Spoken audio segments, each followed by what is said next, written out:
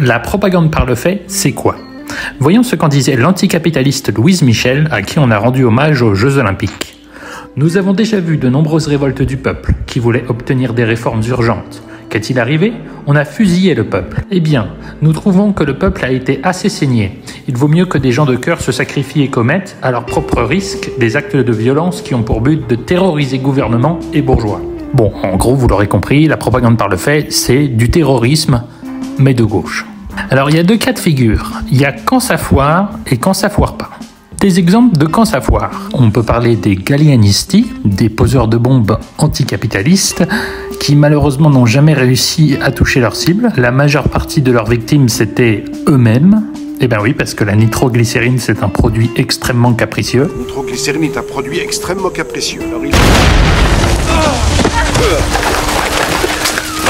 Un autre exemple de propagande par le fait qui foire, c'est quand l'anarchiste Pietro Acciarito a manqué de tuer le roi d'Italie. Le roi d'Italie a survécu à cette tentative d'assassinat et par la suite, Pietro a été condamné à la prison à vie.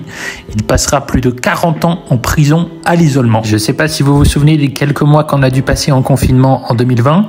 Je vous laisse imaginer ça pendant 40 ans. Quel effet ça peut faire sur le mental?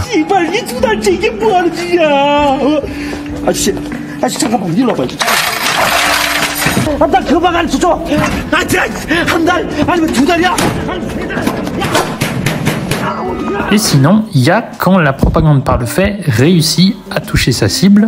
Un exemple, c'est l'assassinat du président de la République française à la fin du 19e siècle. Cet assassinat a donné une excuse au pouvoir pour justifier toutes sortes de lois répressives et toutes sortes de censures. Un autre exemple, c'est quand l'anarchiste Nedeljko Kabrinović s'inspira des écrits de Kropotkin. L'un des premiers penseurs de l'écologie politique était un anarchiste. Il s'appelait Pierre Kropotkin.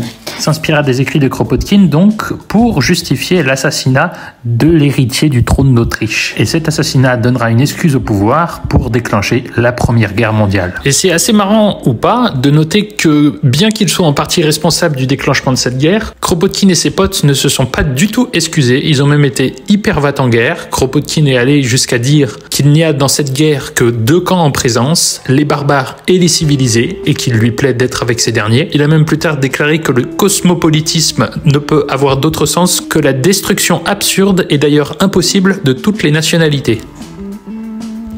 Bref, vous l'aurez compris, la propagande par le fait n'est pas vraiment un moyen d'action qui obtient les résultats qu'il espère obtenir. C'est même plutôt l'inverse. Sur ce, je laisserai le mot de la fin à Links the Sun. C'est important d'avoir des passe-temps, cependant, faut pas tuer des gens. Dansons la rabachole, vive le son, dansons la rabachole, vive le son, l'explosion. Notre peuple vaincra.